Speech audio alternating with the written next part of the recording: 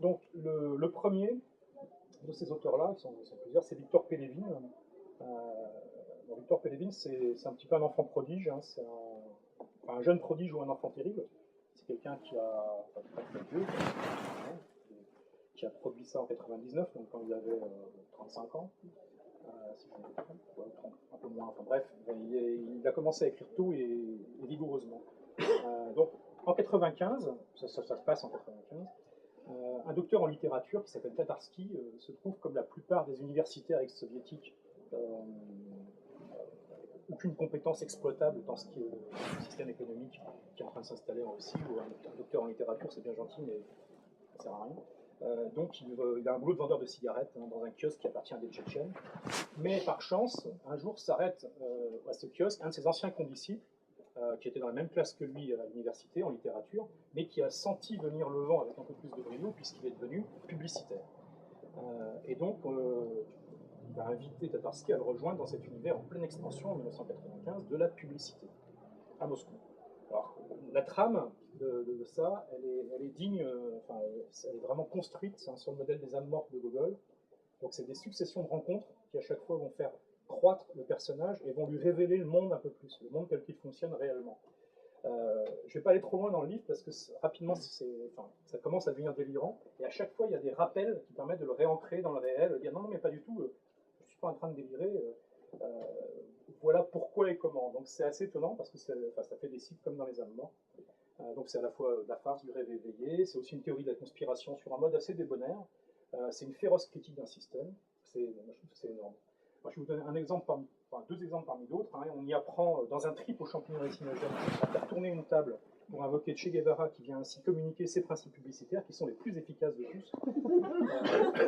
On apprend aussi à créer les images de synthèse de tous les personnages des actualités, parce que c'est pratique, jusqu'à un moment où on n'a plus vraiment avoir besoin des originaux. Hein, parce que, et d'ailleurs, est-ce qu'ils ont vraiment existé, les originaux Et donc, je ne vais pas vous lire d'extrait, mais simplement... Enfin, je ne sais pas d'ailleurs, parce qu'il y a quand même un extrait qui pourrait passer extraordinaire.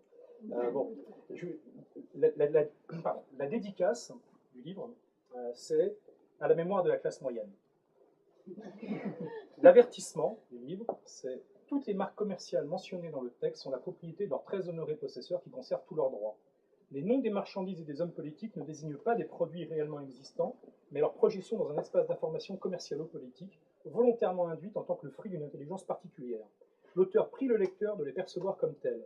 D'autres coïncidences ne sauraient être que le fait du hasard. Les opinions de l'auteur peuvent ne pas correspondre à son point de vue. Toutes les pensées qui peuvent passer par la tête du lecteur de ce livre sont soumises au copyright. Méditer sur elles est interdit sans une licence appropriée. Moi, je crois que je vais quand même vous lire le début. Il est vrai qu'il vivait jadis en Russie une jeune génération insouciante qui souriait à l'été, à la mer et au soleil, et préférait Pepsi. Il n'est pas très facile aujourd'hui d'en connaître la raison. Selon toute probabilité, ce n'était pas seulement dû aux remarquables qualités gustatives de cette boisson, ni à la caféine qui incite les gosses à réclamer en permanence de nouvelles doses, les poussant à coup sûr dès l'enfance sur la pente fatale de la cocaïne, ni à un banal pot de vin. Ce ne serait pas mal de penser que le bureaucrate du parti chargé de la conclusion du contrat se mit simplement à aimer ce liquide sombre et pétillant de toutes les fibres de son âme revenue du communisme. Mais cette explication ne tiendrait pas compte d'un fait essentiel. Les idéologues de l'URSS étaient persuadés qu'il n'y avait qu'une seule vérité. Et en réalité, ils ne laissèrent pas le choix à la génération P.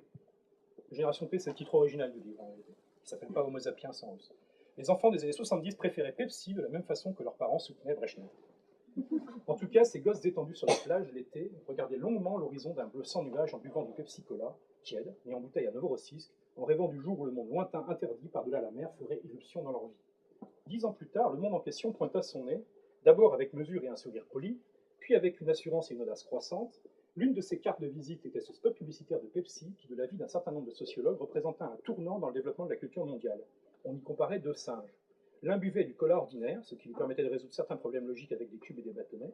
L'autre buvait du Pepsi et glapissait joyeusement en partant à la mer en 4x4, enlacé avec des filles qui se foutaient visiblement de l'égalité des femmes.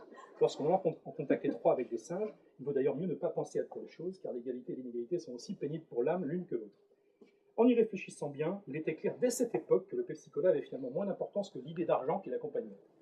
Cette conclusion découlait certes de l'association freudienne classique liée à la couleur du produit, mais aussi d'une simple déduction logique, l'absorption de cette boisson gazeuse permettait ipso facto de se payer des voitures de luxe.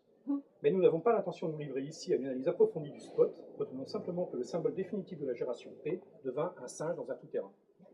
La manière dont les agences publicitaires de Madison Avenue s'imaginent leur auditoire ou leur groupe cible, comme ils disent, n'est pas forcément très gratifiante pour l'ego. Mais il convient de reconnaître leur connaissance profonde de la vie. Car ce spot permet à un grand nombre de singes qui végétaient en Russie de comprendre que l'heure était venue de bondir dans des Land Rover et d'aller vers les filles des hommes.